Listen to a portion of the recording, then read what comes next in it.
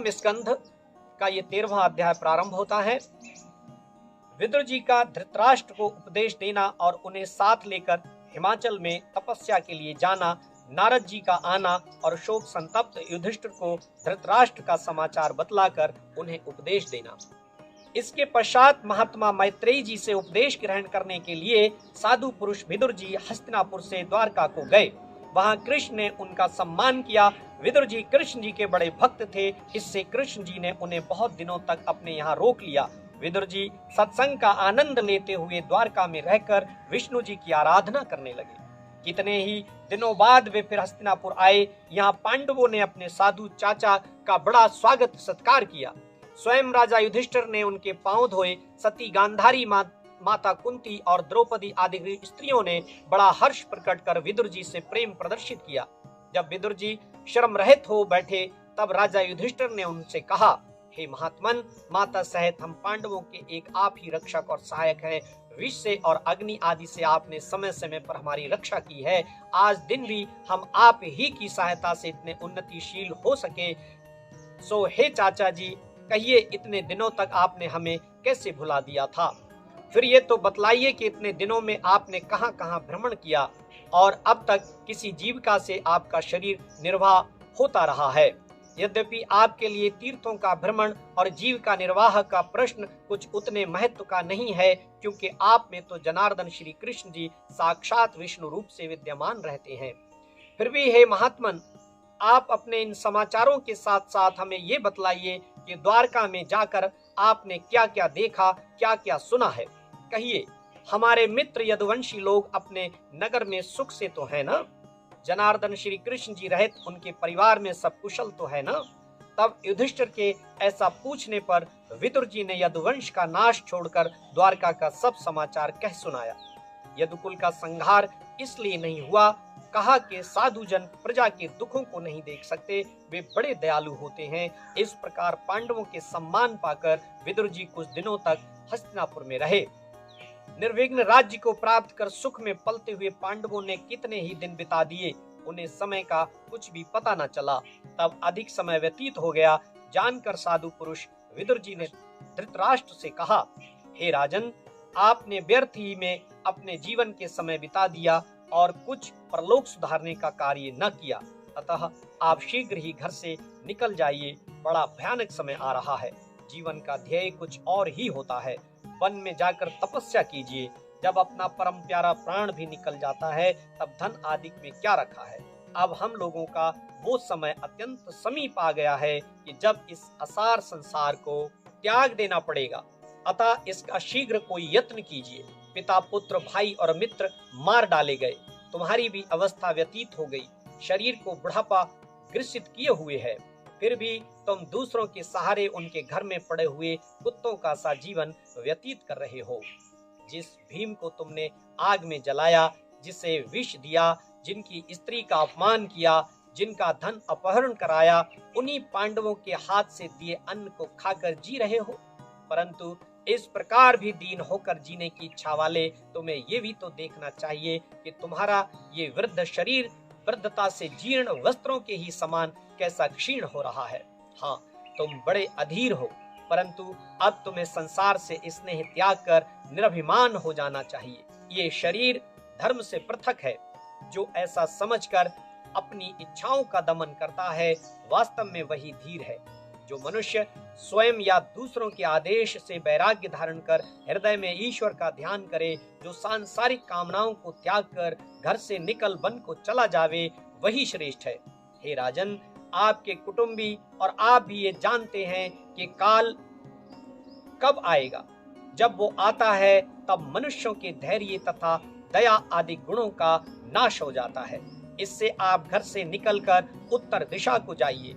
हे शौनक, जब इस प्रकार छोटे भाई विदुर ने बड़े भाई धृतराष्ट्र को समझाया तो वे उन्हीं के द्वारा बंध और मोक्ष का मार्ग दिखाए जाने पर निज कुटुंबियों के दृढ़ स्नेह रूपी फांसी को काटकर घर से निकल गए।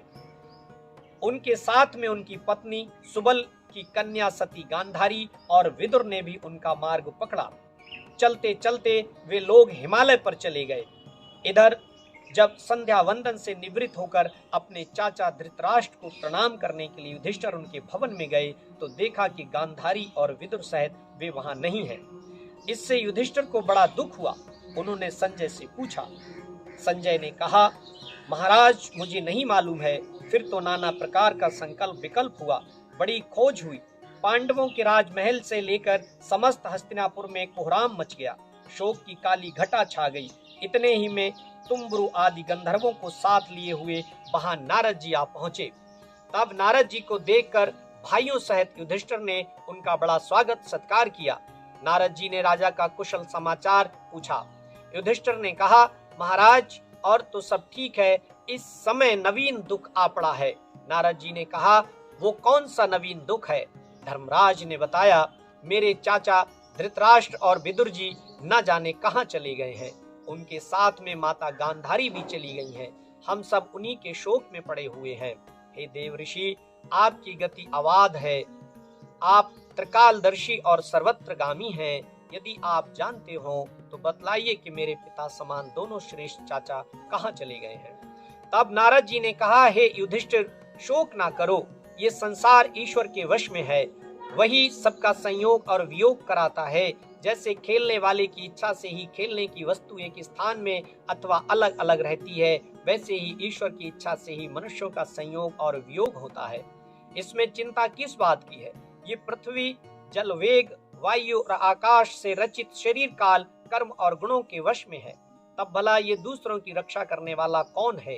क्या अजगर से ग्रसित प्राणी भी दूसरे की रक्षा कर सकता है? देखो, जिनके हाथ पांव हैं उनकी जीविका पशु आदिक है, और पशुओं की जीविका तृण आदि है, और उन पशुओं में भी जो बड़े पशु हैं उनकी जीविका छोटे पशु हैं। परंतु जो बिना हाथ पांव और बिना रूप के अनेक प्रकार के जान पड़ते हैं, उन्हीं को इस संसार में सर्वत्र देखना चाहिए। वे भगवान प्राणियों को पैदा करने वाले, कालों के भी काल और दैत्यों के नाश के लिए ही इस पृथ्वी पर प्रकट हुए हैं। यद्यपि वे जिस देव कार्य की इच्छा से यहाँ आए हुए थे वो पूरा हो गया, तथापि अभी कुछ शेष है कि जिसकी प्रतीक्षा में वे अभी तक यहाँ रुके हुए हैं। इस कारण वे ईश्वर श्री कृष्ण जब तक यहाँ रहें तब तक तुम लोग भी संसार में बने रहो। धृतराष्ट्र जी जहाँ गए हैं वो मुझे मालूम है। देखो, उत्तर में हिमालय के तट पर एक सप्त स्रोत नामक पवित्र तीर्थ है। वहां से गंगा जी निकलकर अपनी 7 धाराओं में प्रवाहित होती हैं। वे लोग वहीं रहकर गंगा के पवित्र जल में स्नान ध्यान करते हुए तप कर रहे हैं। अब आसन तथा प्राणायाम की क्रियाओं को करते हुए धृतराष्ट्र ने अपनी इंद्रियों पर विजय प्राप्त कर ली है, और अब वे श्री विष्णु जी का ध्यान करते हुए सत, रज, तम तीनों गुणों के दोष से दूर हो गए हैं। अब उनमें अहंकार का तनिक भी लेश न रहा, और उन्होंने अपनी आत्मा को बुद्धि में मिलाकर उसे ब्रह्मा में वैसे ही लीन कर दिया है कि जैसे घटाकाश महाकाश में मिल जाता है। उन्होंने मायाकृत वासनाओं को त्याग कर इंद्रियों पर विजय प्राप्त कर ली है कि जिससे वे भोजनादिक सब कुछ त्याग अपने आसन पर स्तंभित हो बैठे रहते हैं। सो अब उन परम तपस्वी धृतराष्ट्र के पवित्र मार्ग में तुम बाधक ना बनो। परम साधु विदुर जी उन्हें उत्तम मार्ग पर ले गए हैं। अब आज से केवल 5 दिन और हैं कि जब वे धृतराष्ट्र अपना शरीर त्याग देवेंगे, तब उनका शरीर भस्म हो जाएगा और वे मोक्ष को प्राप्त होंगे। उनके साथ पतिव्रता गांधारी भी अग्नि में प्रवेश करेंगी, और तब विदुर वहां से तीर्थ यात्रा करने को चले जाएंगे। तुम उन सब के लिए शोक ना करो। ऐसा कहकर नारद जी चले गए। युधिष्ठिर ने उनका वचन मानकर शोक को त्याग दिया। प्रथम स्कंध 14वां अध्याय। काल की विपरीतता से युधिष्ठिर को अनेक प्रकार के अपशकुन होना, अर्जुन का द्वारका से लौटकर श्री कृष्ण जी का शरीर त्याग वर्णन करना। इसके पश्चात श्री कृष्ण जी से मिलने के लिए अर्जुन द्वारका को गए। कितने ही दिनों तक वे नहीं लौटे। इधर काल के विपरीत होने से हस्तिनापुर में युधिष्ठिर को नाना प्रकार के अपशकुन दिखलाई पड़ने लगे। ऋतुओं के धर्म वाले काल की गति भयंकर हो गई। प्रजाओं में काम, क्रोध, लोभ और झूठ बोलने की प्रवृत्ति हो गई। जहां तहां पाप होने लगे। छल और कपट का बाजार गर्म हो गया। माता पिता, मित्र, भाई तथा स्त्री और पति में झगड़े होने लगे। लोग स्वभावतः लोभाधिक अधर्मों में लगे रहकर अत्यंत अशुभ करने लगे। ये सब देखकर धर्मराज युधिष्ठिर का हृदय कांप उठा। उनकी बाईं जंघा और बायां नेत्र फड़कने लगा। अर्जुन अभी तक द्वारका से नहीं लौटे। तब युधिष्ठिर ने भीमसेन को बुलाकर कहा, हे ब्रकोदर, तुम्हारे छोटे भाई अर्जुन जो श्री कृष्ण जी का समाचार लेने के लिए द्वारका गए हैं, वे अभी तक नहीं लौटे। 7 महीने का समय व्यतीत हो गया। इधर मुझे नाना प्रकार के अपशकुन दिखलाई पड़ते हैं। क्या नारद जी का बतलाया हुआ वो समय आ गया जबकि श्री कृष्ण अपना लीला में शरीर त्याग देवेंगे? परंतु हाँ, जिन श्री कृष्ण के आश्रय से हम आज इतने शांतमय वातावरण में सुख के दिन व्यतीत कर रहे हैं और जिन्होंने सर्वदा ही हमारी रक्षा की है, जिनकी दया से ही हम शत्रुओं पर विजय प्राप्त कर इस स्वर्गोपम सुख के भागी हुए हैं, उनके चले जाने पर हम लोग अपने प्राणों को कैसे रखेंगे? ये देखो, बार बार मेरी बाईं आंख फड़कती है, हृदय में कष्ट हो रहा है। इससे ज्ञात होता है कि ये थोड़े ही समय में बड़ा दुख देवेंगे। हे भीमसेन, अब मैं देखता हूँ तो नित्य ही मुख से आग उगलती हुई सियारिन अशुभ शब्द करती है, रोती है। कुत्ते निडर होकर मेरे सामने आकर भौंकने लगते हैं। गऊ आदि उत्तम पशु मेरी बाईं ओर जाते और गधे आदि पशु दाहिनी ओर ही जाते हैं। घुड़साल में बंधे हुए घोड़े नेत्रों से अश्रु की धारा बहा रहे हैं। कबूतर उड़ उड़कर मृत्यु की सूचना देते हैं। कौवे और घुघवा निद्रा छोड़कर रात में भयानक बोली बोलते हैं। इससे जान पड़ता है कि संसार में कोई महान परिवर्तन होने वाला है। अग्नि के चारों ओर परिधि मंडल हो रहा है। सब दिशाएं धूम्राच्छन्न रहती हैं। पर्वतों सहित पृथ्वी में भूचाल होता है। बिना बादल के ही बिजली कड़कती है। भयंकर आंधी चलती है। मेघों से रुधिर बरसता है। सूर्य का प्रकाश मंद पड़ गया है और आकाश में ग्रहों का परस्पर युद्ध होता है। नदी नद तड़ाग और मनुष्यों के मन क्षुब्ध हो गए हैं और आग घी से नहीं जलती है। पता नहीं कि ये क्या करने वाला है। गौओं के बछड़े रतन को नहीं पीते हैं, इससे भी नहीं पहनाती हैं। इस प्रकार गौएं रोती हैं और बैल अप्रसन्न हैं। देवताओं की मूर्तियां रोती हैं, उनमें पसीना आता है और वे कांपती हैं। देश, गांव, नगर, बगीचे और रत्नादिकों की खानों वाले स्थान और आश्रम शोभा तथा आनंद से रहित हो गए हैं। पता नहीं कि ये सब मिलकर हमको किस प्रकार दुखी करना चाहते हैं, परंतु ये तो मैं जानता हूँ कि अब मुझे सबसे बड़ा दुख जो श्री कृष्ण जी के वियोग का है वो देखना ही पड़ेगा। अर्थात अब ये पृथ्वी विष्णु जी के चरणों के सौभाग्य से रहित हो जाएगी। राजा युधिष्ठिर ऐसा चिंतन कर ही रहे थे कि अर्जुन द्वारका से लौट आए। प्रथम स्कंध का 15वां अध्याय। अर्जुन द्वारा यदुकुल का संहार तथा श्री कृष्ण का परम धाम जाना सुनकर पांडवों की हिमालय यात्रा। वे रोते रोते युधिष्ठिर के चरणों पर आ गिरे। युधिष्ठिर जी को नारद जी का कथन स्मरण आ गया।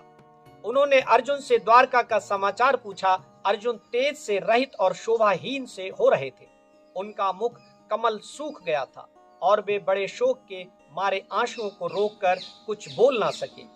युधिष्ठिर अनेक प्रकार की शंकाएं करके उनसे बारंबार कुशल प्रश्न करने लगे। तब आंसुओं से भरे गदगद कंठ से मित्र श्री कृष्ण जी के शोक से संतप्त अर्जुन बड़े भाई युधिष्ठिर से बोले, महाराज क्या कहूँ, बंधु रूपी श्री कृष्ण जी ने मुझे छल लिया।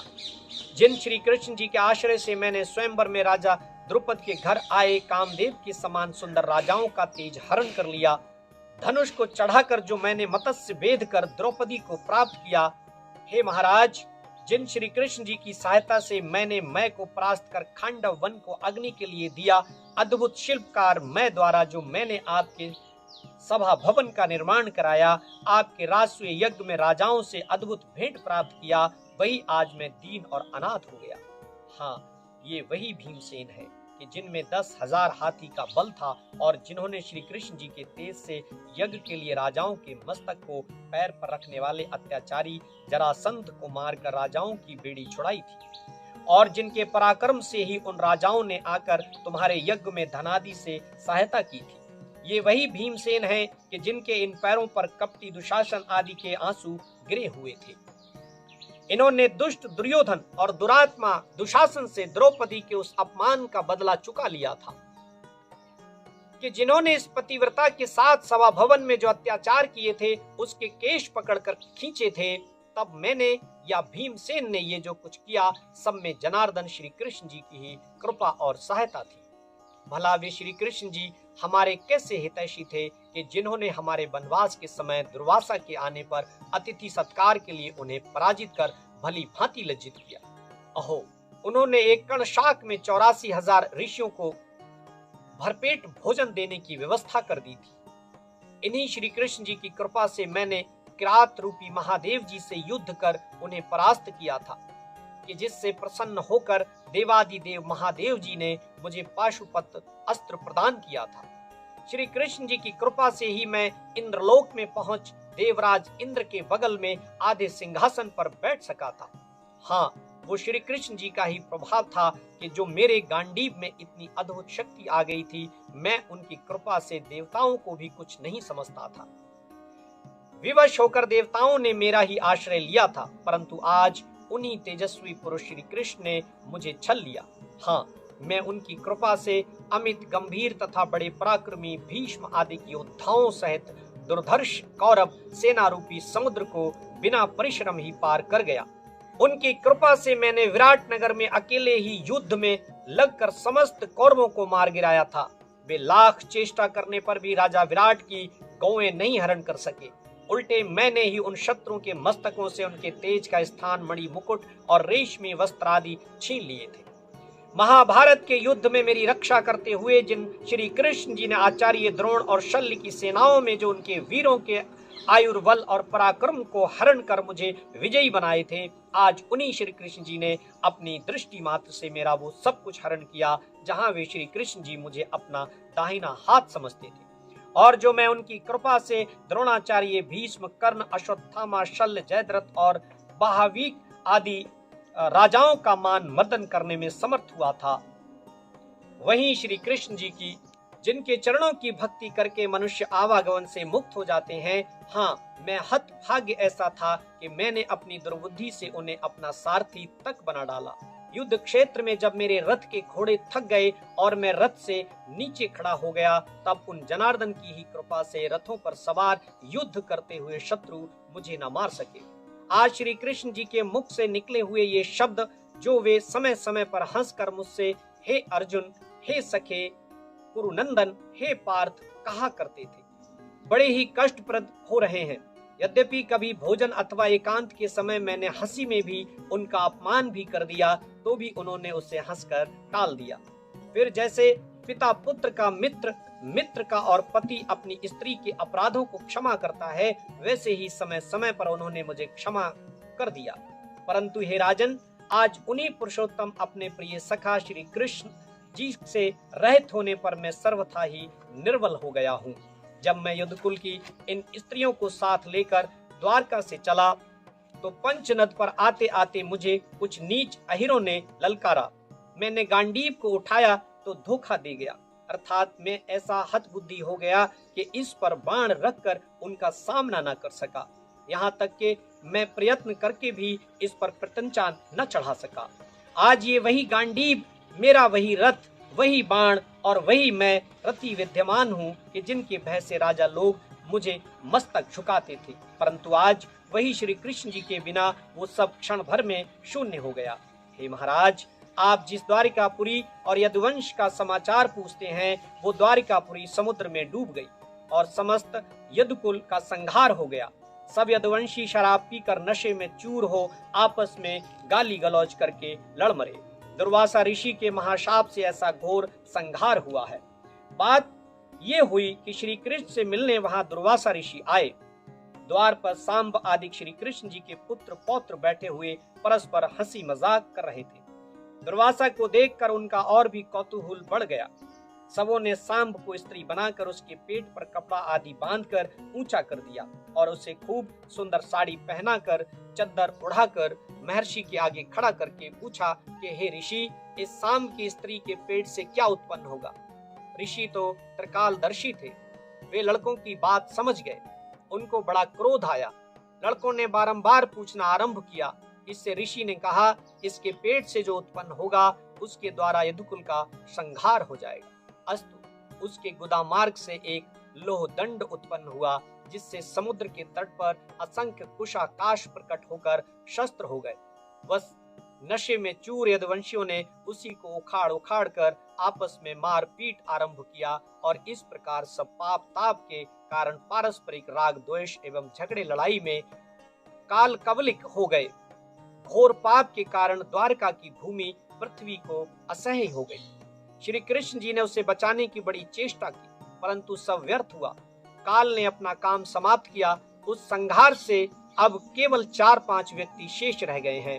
प्रायः ये भगवान की लीला है कि जो परस्पर में सबको लड़ाकर प्राणियों का नाश तथा पालन करता है। उस समय श्री कृष्ण ने मुझसे जो वचन कहे वे अब मुझे तीर की तरह चुभ रहे हैं। युधिष्ठिर से ऐसा कहते कहते श्री कृष्ण जी के ध्यान में निमग्न अर्जुन चुप हो गए। तब महाभारत युद्ध के आरंभ में श्री कृष्ण जी ने उन्हें वेदांत गीता की शिक्षा दी थी। उस पर विचार करते हुए वे जीव ब्रह्म की एकता पर आकर संशयहीन हो गए। तब अर्जुन के मुख से यदुकुल का नाश और श्री कृष्ण जी को परम धाम यात्रा का समाचार सुनकर युधिष्ठिर ने भी अपने लिए स्वर्ग जाने का विचार स्थिर किया। सूत जी कहते हैं कि हे शौनक, जिस दिन श्री कृष्ण जी ने अपना शरीर त्याग कर वैकुंठ की यात्रा की, उसी दिन अविवेकी लोगों के अधर्म का हेतु कलयुग वर्तमान हो गया। तब निश्चय रूप से कलयुग का आगमन देखकर धर्मराज युधिष्ठिर अपने भाइयों सहित स्वर्ग जाने के लिए उसी समय तैयार हो गए। उन्होंने अपने पौत्र परीक्षित को पृथ्वी का राज सौंप दिया। पश्चात मथुरा में शूरसेन के स्वामित्व में ब्रज का अभिषेक किया। फिर प्रजापत्य यज्ञ करके अग्नियों को आत्मा में आरोपण किया, जिसमें उन्होंने अपने सब वस्त्र और आभूषण आदि का त्याग कर दिया।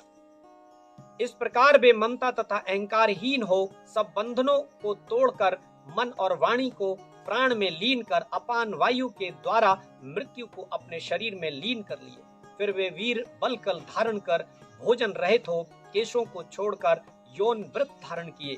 सबने अपेक्षित जड़ उन्मत्त और कानों से बहरे बनकर महात्माओं के समान घर से बाहर निकल हृदय में परब्रह्म परमात्मा को धारण किए हिमालय की ओर उस उत्तर दिशा को चल पड़े कि जहां जाने से फिर लौटना नहीं होता। उनके पीछे पीछे उनके सब भाई और पत्नी द्रौपदी भी साथ चली। फिर तो श्री विष्णु जी के चरणों में मन लगाए हुए ध्यान से युक्त हुए भक्ति के कारण पांडव परम शुद्ध होकर उस गति को प्राप्त हुए जो विषयी जनों को सर्वथा दुर्लभ है। उधर आत्मज्ञानी विदुर भी श्री कृष्ण जी में मन लगाकर प्राण त्याग अपने इच्छित लोक को चले गए। पतिव्रता द्रौपदी भी अपने पतियों की अपेक्षा न जानकर श्री विष्णु पद को प्राप्त हुई। जो लोग श्री कृष्ण जी के प्रिय पांडु पुत्रों की इस अति कल्याणकारक तथा पवित्र स्वर्ग यात्रा को प्रेम सहित सुनते हैं, वे श्री नारायण विष्णु जी की भक्ति को पाकर परम सिद्धि को प्राप्त होते हैं। प्रेम से बोले श्री सद्गुरु महाराज की।